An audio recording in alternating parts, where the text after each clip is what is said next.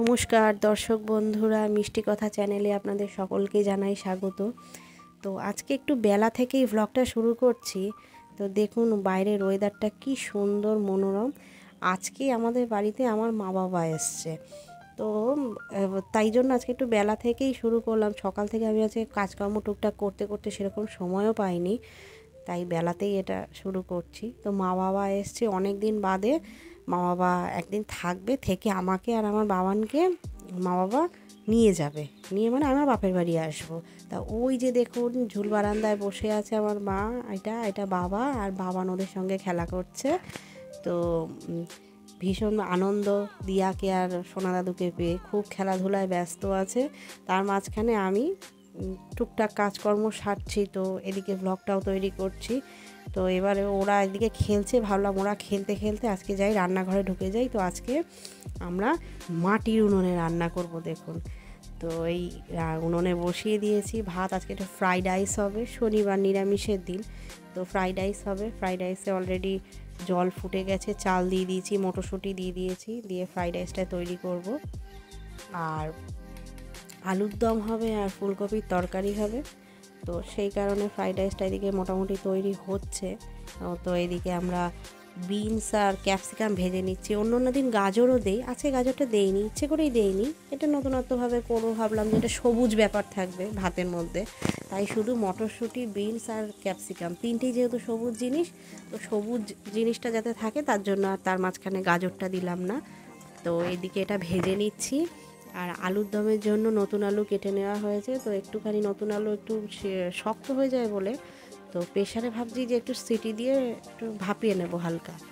তো এদিকে আমাদের মোটামুটি এই যে ভাতটা দেখুন মোটামুটি রেডি হয়ে গেছে। এবার এর মধ্যে ওই ভাজাটা মিশিয়ে দেব, দিয়ে ঘি দেব, নুন দেব, চিনি দেব, পরিমাণ মতন এগুলো দেব। আর যে ফ্রাইড রাইসের যে মশলাটা নর্মালি করা হয়, কমন মশলা, জায়ফল, জয়িত্রী, দারচিনি, এলাচ, লবঙ্গ, এগুলোকে একটা শুকনো খোলায় ভেজে নিয়ে তারপরে মিক্সিতে ডাস্ট করে নিতে হয়। সেই ডাস্টটাই হচ্ছে মেন, ওইটা দেওয়া। আর তার সঙ্গে এই যে একটু বেশি করে ঘি আর ওই ভাজাটা দিয়ে নুন মিষ্টি পরিমাণ মতন দিয়ে মোটামুটি ফ্রাইড রাইসটা তৈরি করা হচ্ছে। তো এই চলছে ফ্রাইড রাইস তৈরি। এই নুন দিয়ে দিলাম।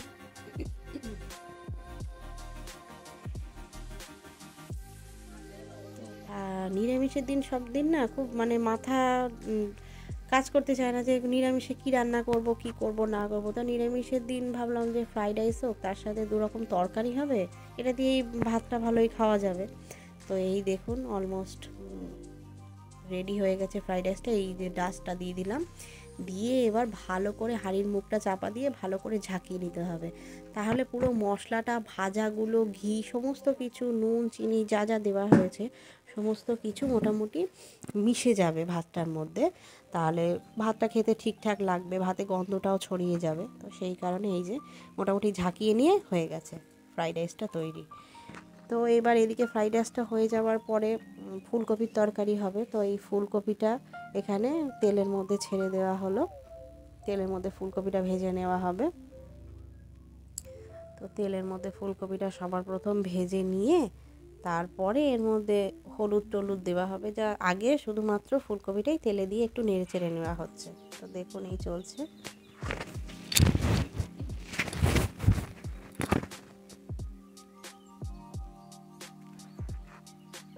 তো ফুলকপির তরকারি খেতে কারা কারা ভালোবাসো তোমরা কমেন্টে জানিও আমাকে। আমার ফুলকপির তরকারি খেতে খুবই ভালো লাগে, কিন্তু আলুর দমটা দুর্ধর্ষ হয়েছিল, খুবই ভালো হয়েছিল।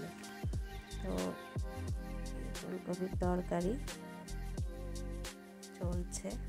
তো এবার ফুলকপির মধ্যে একটু হলুদ দিয়ে দেওয়া হলো, হলুদ দিয়ে তারপর নাড়াচাড়া করা হবে। তাহলে ফুলকপিটা বেশ ভাজার সময় হলুদটা একটুখানি দিয়ে দিলে কী হবে, ফুলকপিগুলো একটু হলদে ভাব এসে যাবে। এরপর যখন তরকারি হবে তখন তো তাতে হলুদ দেওয়া হবেই।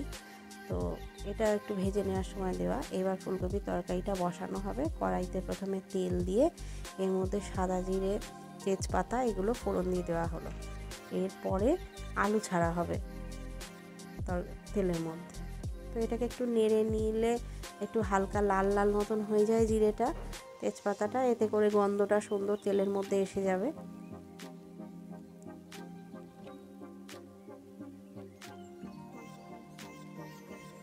এই নেড়ে ছেড়ে নেওয়ার পর এর মধ্যে আলুগুলো ছেড়ে দেওয়া হবে। এই আলুটা কিন্তু সেদ্ধ করে নেওয়া না, যেহেতু এই আলুটা একটু ছোট করে কাটা রয়েছে তাই এটা আলাদা করে আলুর দমের মতন সেদ্ধ করতে হয়নি। এটা বিভিন্ন মানে মোটামুটি কষা আর কষতে কষতে তার মধ্যে একটু জল পড়বে, এসব কষাতে কষাতেই এটা সিদ্ধ হয়ে আসবে। তারপরে ঢাকা চাপা দিয়ে রান্না যেরকম নর্মালি লোকেরা করে সেরকম করলে আরোই সিদ্ধ হয়ে যাবে। তো এবার এই আলুটার মধ্যে একটু নুন দিয়ে দেওয়া হলো,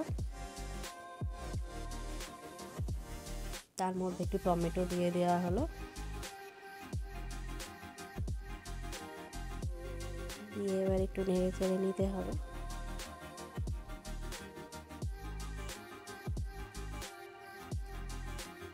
তো আমাদের তরকারিটা খুব একটা বেশি ঝাল করা হয়নি, এই কারণে আমরা মোটামুটি ঝাল খুবই খাই, কিন্তু আমার মা বাবা খুব একটা বেশি ঝাল খেতে পারে না। তো বিশেষ করে আমার মা একদমই বেশি ঝাল খেতে পারে না, তাই তরকারিটা একটু অল্প ঝালই হয়েছে। তো এরপর হলুদ দেওয়া হলো, আদা ঘষে দেওয়া হলো, চাইলে আদা বেটেও নেওয়া যায়। তো যখন যেমন প্রয়োজন সেরকম করে নিলেই হবে।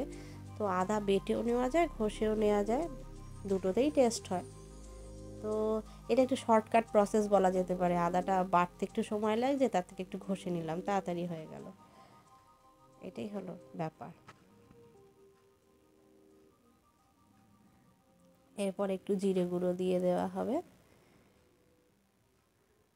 এবার একটু লঙ্কার গুঁড়োটাই যে বললাম, লঙ্কা একটু কমই দেওয়া হবে, কেননা আমার মা খুব একটা ঝাল খেতে পারে না, তো লঙ্কাটা একটু কমই দেওয়া হয়েছে।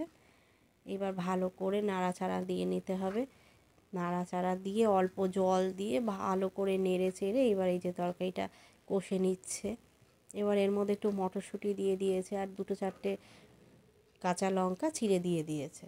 যে যার যেরকম প্রয়োজন হবে, যদি মনে করে একটু ঝালকে একটু বেশি খাবো তাহলে একটু লঙ্কাটা ডলে খেতে পারবে। তো এরপর ওই আগের থেকে যে ফুলকপিটা ভেজে রাখা ছিল সেই ফুলকপিটা এর মধ্যে দিয়ে ভালো করে নাড়াচাড়া করতে হচ্ছে। এইভাবে আগে নাড়তে নাড়তে পুরো জিনিসটা কষবে। কষা হলে তাহলে কি হবে, অনেকটা এখান থেকে যেটুখানি জল বেরোবে সেটাতে ভালো মতন কষা হবে, হলে খানিকটা ফুলকপি আলু এগুলো একটু সেদ্ধ হয়ে আসবে, এরপরে জল দিয়ে দেওয়া হবে। তো দেখুন এই জল দিয়ে দেওয়া হয়েছে, জল ফুটছে। এবার এটা মোটামুটি কিছুক্ষণ ফোটার পরে যখন জলটা শুকনো হয়ে আসবে তখন নামানোর আগে একটু ঘি দিয়ে নামিয়ে দিতে হবে। আর এখানে আমার ছেলের জন্য একটা ডিম কষা বসানো হয়েছে, ও ফ্রাইড রাইসের সঙ্গে ডিম কষা খাবে। আমাদের শনিবার নিরামিষ, তবে আমার ছেলে খায়, ও যেহেতু ছোটো মানুষ ও খায়। তো এই ডিম কষাটা চলছে, আর এদিকে আমাদের এই আলুর দমটা বসানো হয়েছে। আলুর দমটা মোটামুটি একটু বাবান বিরক্ত করছিল বলে প্রথম থেকে আপনাদের দেখাতে পারলাম না, নেক্সট দিন এই রেসিপিটা আপনাদের ডেসক্রিপশান বক্সে দিয়ে দেবো। তো এই আলুর দমটা বাদাম বাটা দিয়ে পোস্ত বাটা দিয়ে করা হয়েছে এই আলুর দমটা।